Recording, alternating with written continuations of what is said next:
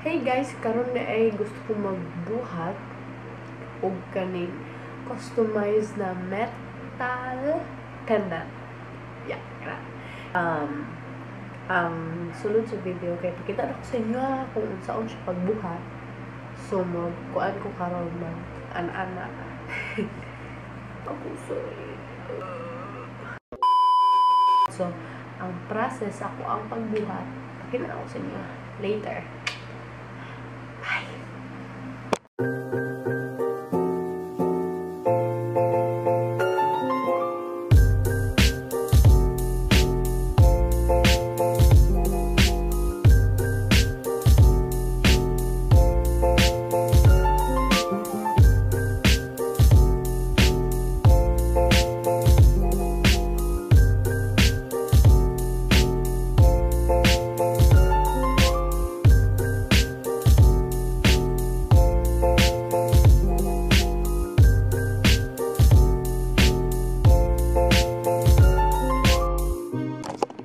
Hey guys, karon na nasa diri sa akong working place aning metal.